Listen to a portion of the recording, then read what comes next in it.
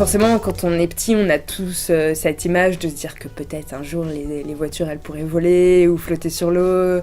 Dans le passé, on pensait que ça allait être compliqué et au final, pas du tout. La technologie, elle nous a surtout permis de nous simplifier les rapports humains, simplifier les déplacements, notre façon de communiquer. L'enjeu de demain, c'est la mobilité. Et pour nous, la ville connectée, c'est la ville connectée à ses habitants. Dans des grosses métropoles comme Lille, on peut se rendre n'importe où par n'importe quel moyen de transport. En fait, je vais bientôt passer mon permis de conduire. Ce qui est drôle, c'est que je suis même pas pressé en fait de le passer. Enfin, j'ai même pas la motivation du besoin parce que je peux aller n'importe où. Là aujourd'hui, soit à Lille ou dans ses environs, en vélo, en bus, en métro, en tram, avec ma carte, une seule carte. Je vais pas aller chercher un ticket quelque part. Ouais, c'est vachement pratique.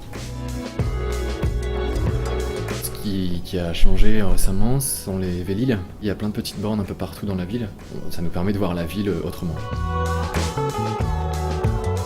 En tout cas, ce qu'on aimerait mettre en place ici, c'est vraiment une démarche coordonnée de l'ensemble du territoire où tous les acteurs institutionnels se mobilisent pour rendre un service aux citoyens.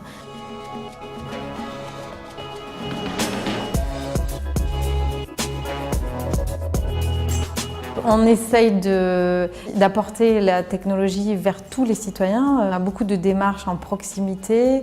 Dans les mairies de quartier, par exemple, on a installé des bornes. On essaye de déconcentrer les moyens de diffusion des nouvelles technologies.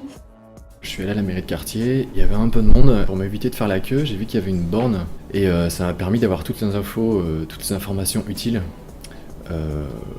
pour que je puisse avoir mon passeport dans les plus brefs délais. Pour payer la cantine, il suffit juste de me connecter sur le site de la ville et de payer en ligne. Je voyage beaucoup dans le cadre professionnel. J'aimerais qu'il y ait plus d'endroits à Lille, d'endroits assez particuliers où je pourrais reprendre contact avec ces personnes-là, aussi bien professionnellement parlant qu'à titre personnel. On a un projet aujourd'hui avec la société Cisco, d'un dialogue café. C'est un écran géant et on peut se connecter avec une ville à l'autre bout du monde pour échanger. La ville connectée, c'est dans les deux sens.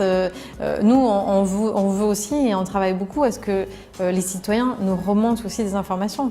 Et la e-démocratie, c'est ça aussi, c'est que les habitants puissent s'exprimer ou puissent signaler des dysfonctionnements dans la ville et que du coup la ville soit plus réactive. On est sur une valeur d'échange, de communication, aidée par la technologie.